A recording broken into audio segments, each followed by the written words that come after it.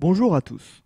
Nous allons vous présenter le FESF, le Fonds européen de stabilité financière, ainsi que le MES, le Mécanisme européen de stabilité. Tout d'abord, nous allons vous expliquer ce qu'est le FESF en détaillant son fonctionnement. Puis, nous étudierons le MES, qui n'est autre que le successeur du FESF, et nous verrons quelles en sont les limites et l'avenir de ces fonds.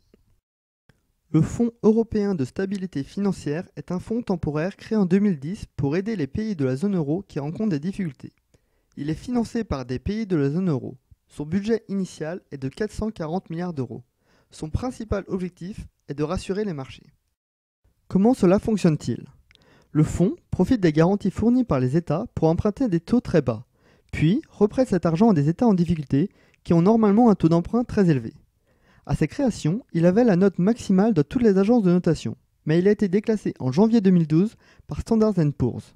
À ce jour, le FESF est venu en aide à l'Irlande, au Portugal, mais surtout à la Grèce. Concrètement, le fonds émet une obligation très bien notée, ici pour 3 milliards d'euros, et les investisseurs, principalement des banques de la zone euro, achètent ces obligations.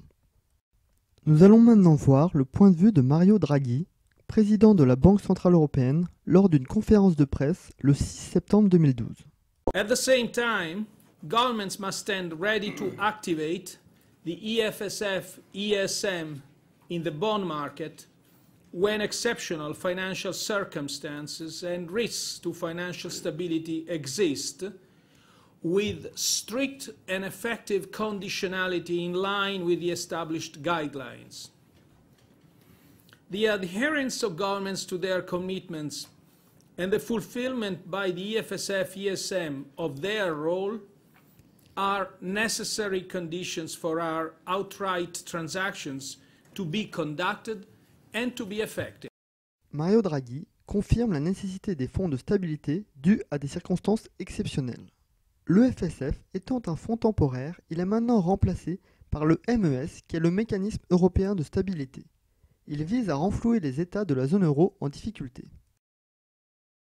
À l'aide de Bloomberg, nous pouvons consulter les obligations émises par ces fonds. Par exemple, ici, une obligation à échéance juillet 2016 pour un montant de 5 milliards d'euros. On observe également, sur la droite, la dégradation de la note de Standard & Poor's à AA+. On peut également avoir une description de l'émetteur de l'obligation, ici le FESF. On peut ensuite afficher le graphique du prix sur 2 ans, c'est-à-dire depuis l'émission de cette obligation. Comme nous l'avons vu, ces obligations sont très bien notées, puisque le remboursement est assuré par beaucoup de pays de la zone euro. On voit ici la contribution dans le MES de chaque pays de la zone euro. La France et l'Allemagne représentent près de 50% du montant total. Cependant, ce système a ses limites. Les pays instables reposent sur la France et l'Allemagne. Les sommes engagées sont très importantes. Et les emprunteurs finaux ont souvent du mal à rembourser en temps et en heure. À l'aide de Bloomberg, essayons d'observer ce risque. Pour cela, on peut afficher le graphique représentant les prix des CDS. Ici, nous avons l'Allemagne et ensuite la France avec un risque minimum. L'Italie et l'Espagne comportent des risques beaucoup plus importants. Et le Portugal est encore plus instable. On ne peut pas afficher la Grèce sur le même graphique à cause des différences d'échelle. Voyons comment la Grèce doit rembourser ses dettes sur un horizon de 10 ans.